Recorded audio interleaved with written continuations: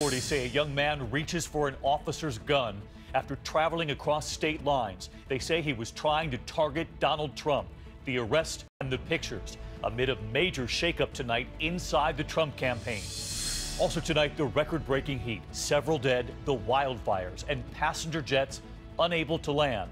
Fears over tires on the blistering runways, and that heat now spreading east. New tonight, the FBI releases the phone calls with the gunman. The 28 minutes on the phone with the shooter inside that Orlando nightclub. What we never heard.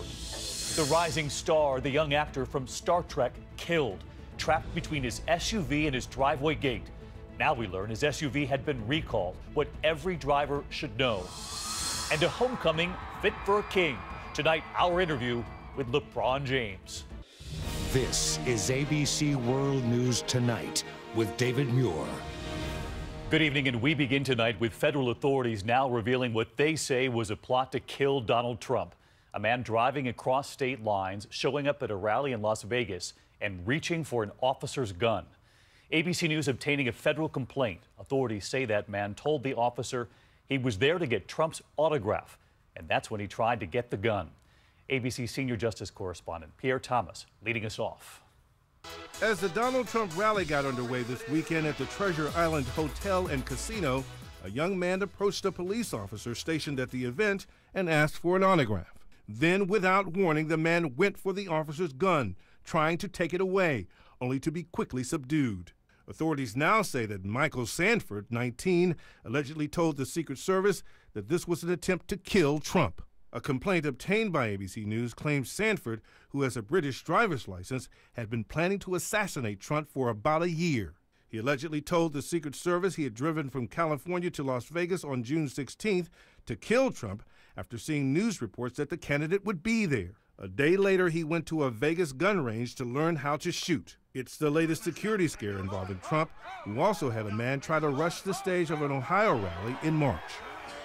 And Pierre Thomas has been talking with his sources at the Secret Service. Pierre, no word on a motive, you were telling us, but federal authorities say there was a backup plan? David, that's right. No word on motive, but he allegedly told the Secret Service that if he were on the street tomorrow, he would try this again.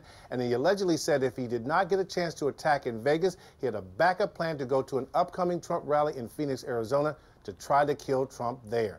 David? Pierre Thomas leading us off tonight. Pierre, thank you. Meanwhile, inside the Trump camp tonight, a major shakeup. One of the chief architects of the Trump campaign so far has been fired. Tonight, campaign manager Corey Lewandowski is out, and he's now talking to us. The seismic move comes amid speculation it was Donald Trump's own children who wanted him out, Ivanka Trump and Donald Trump Jr. And it comes amid a new poll just out tonight, Hillary Clinton leading Trump by 7 points. ABC's Tom Yamas one-on-one tonight with the campaign chief now out, asking did he see this coming? Tonight, a major campaign shakeup. Donald Trump firing campaign manager Corey Lewandowski. Did this take you by surprise? I don't know if that's the response I would have, but what I do think is that the general election is a very different type of campaign than a primary election process. And understanding that people want to change the way that the campaign is run, look, that's fine. Sources tell ABC News Trump's children fueled the effort to dump Lewandowski. I've got a great relationship with them. I don't think that's going to change just because my position has changed. Trump had refused to fire Lewandowski months ago after this video surfaced showing him grabbing a female reporter trying to ask Trump a question. The billionaire candidate stuck by Lewandowski from the get-go. That's something you could see him ever doing. I know him so well, he happens to be right here. I can tell you I don't see him doing that in a million years. I have a wonderful guy, a campaign manager. You talk about discipline. The easiest thing, Corey, you're fired. I can't do that. Can't do it. Prosecutors later dropped misdemeanor battery charges. Corey, good job, Corey. Good job. But now is facing sliding poll numbers. Hi, South Carolina, I'm Ivanka Trump. Hi, Nevada, I'm Ivanka Trump. Aloha, Hawaii, I'm Ivanka Trump. Sources say Ivanka and her brothers had had enough and shared their frustration with their father. I think it's fair, but I think, in many respects he was coming to that on his own, and we were there to help, augment that and really, think it through with him. Trump now also playing damage control for his response to the Orlando shooting, again making the case that people in that nightclub should have been armed. If some of those wonderful people had guns strapped right here, right to their waist, or right to their ankle, And this son of a comes out and starts shooting. And one of the people in that room happened to have it and goes boom, boom. You know what? That would have been a beautiful, beautiful sight, folks. And Tom Llamas with us live tonight. Donald Trump appearing to clarify that message about people in the nightclub being armed, Tom? That's right, David. On Twitter, Trump saying that he wanted to clarify what he meant, saying that when he talked about people being armed in the nightclub, he was talking about employees and security guards, not the people drinking, having a good time. David? Tom Llamas with us again tonight. Thanks as always, Tom. In the meantime, we turn now to the record-breaking heat tonight. It has now turned deadly. The wildfires in the west, temperatures reaching 120 degrees in the southwest, and it's moving east. The heat so dangerous, in fact, planes could not land. Fear of blown tires on blistering tarmacs. The heat, of course, fueling those wildfires in the west. In L.A. County, for example, burning so close to a crowded neighborhood late today. Several deaths reported already, 2 of them at a park. And just look at the heat moving across the country. The pink there is the hottest, and it's going to move all week long. Where it hits next in a moment, and the firefight at this hour. ABC's Neil Karlinski in the west tonight. Tonight, the heat emergency out west has first responders working around the clock, rescuing this man today overcome by triple-digit temperatures along a canyon. We're with the same team a short time later on yet another heat call. Hot days like this, you must get a lot of calls like this. Yeah, for sure. We've seen an increase all weekend. Already at least 4 heat-related deaths in Arizona, including 3 hikers and a mountain biker. Those hot, dry conditions perfect for fires. This fire is spreading very, very rapidly right now. This blaze sparked up outside Los Angeles today, prompting new evacuations, adding to wildfires burning in a half-dozen states. In Glendale, California, frantic parents had firefighters break into their car Sunday after their daughter was accidentally locked in. We want to get here fast because we know the consequences. Several flights disrupted too. This plane from Houston couldn't land in Phoenix because the pilot feared his tires might explode in the 120-degree heat. We've got our heat gun. I'm going to check some temperatures. Right here, the pavement's 171 degrees, 141 degrees, 175 degrees. The dangers are real, and the symptoms, headache, fatigue, you even stop sweating, come on frighteningly quick. We've had people in as soon as 5 minutes from the time they get outside. The conditions are really difficult to deal with. It's 112 degrees as I stand here right now, and it doesn't take long before you can really feel the effects. The warnings are serious. Stay inside unless you really have to, and drink lots of water. David? Just incredible heat there in Arizona. All right, thanks very much, Neil. Let's get to meteorologist Rob Marciano because this whole system is moving across the country. Yeah, it's been a long duration event. Today is the peak of it, but it's expanding. Records in Phoenix and Palm Springs and Vegas today. But heat advisory continues through at least Wednesday for most of these cities. It does expand tomorrow. Look at the high temperatures expected. 112 could break another record in Phoenix and Vegas tomorrow, but near 100 in Salt Lake City and Denver. So we start to push this off to the east. Cool front trying to drape south across the upper Midwest tonight. Severe storms from Omaha to Columbus, Ohio. Those 2 watch boxes in effect till 11 p.m. Then the front sags across the mid-Atlantic tomorrow. Could see rough weather from Norfolk to Des Moines to Bismarck, damaging wind and big hail. Some cooling rain with this. The Southwest certainly wish they had that, David. All right, Rob, thanks so much. Next tonight, to the 28 minutes on the phone with the gunman inside that Orlando nightclub. The FBI has now released transcripts of the calls with that gunman. There were several of them. The effort to get him out to save more people inside that club. What we never heard before from ABC's Lindsay Janis in Orlando. Tonight, the chilling details of what the gunman said during that 3-hour siege. From the nightclub's bathroom where he had retreated with several hostages, calling 911 30 minutes after the gunfire started, telling the dispatcher, "I want to let you know I'm in Orlando and I did the shootings." What I can tell you is that while the killer made these murderous statements, he did so in a chilling, calm, and deliberate manner. When asked his name, Omar Mateen responds, "My name is I pledge allegiance to Abu Bakr al-Baghdadi of the Islamic State." Authorities initially redacting that pledge, but late today, releasing it. Over the next half hour, hostage negotiators calling him on his cell phone 3 times.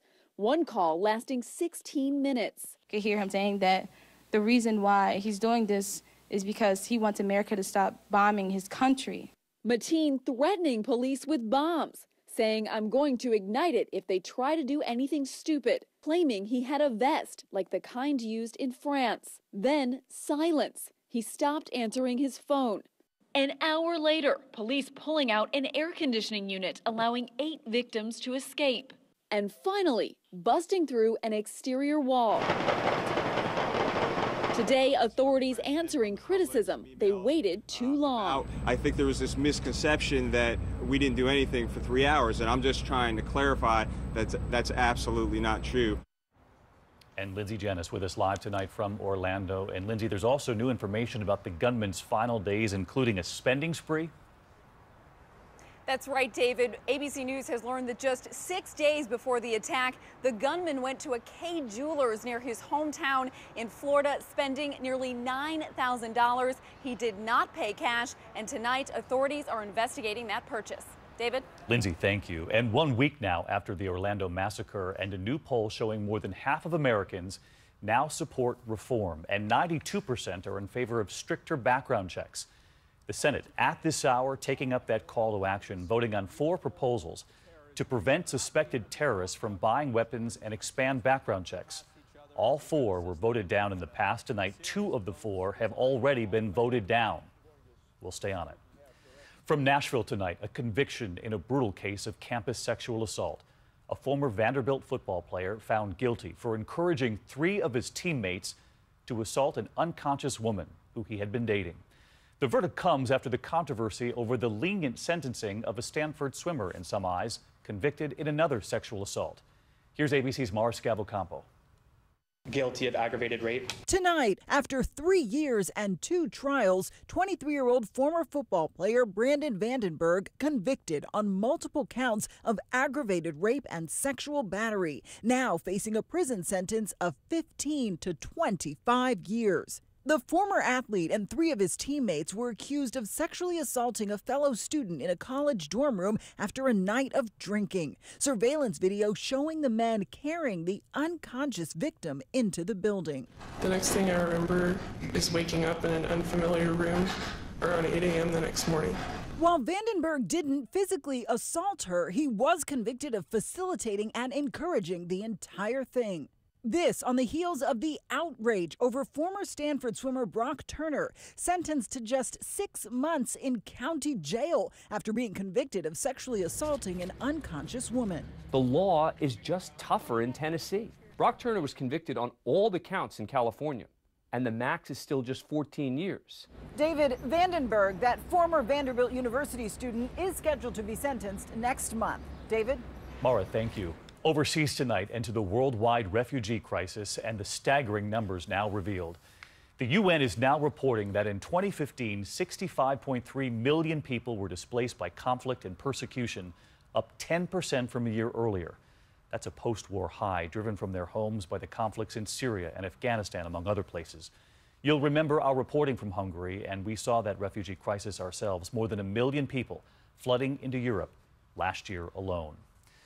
Next tonight, to a dangerous, life-saving journey to the bottom of the world. 2 small planes are on their way to the South Pole to rescue a worker in need of urgent medical help. They are battling temperatures of -70 degrees and 24-hour darkness.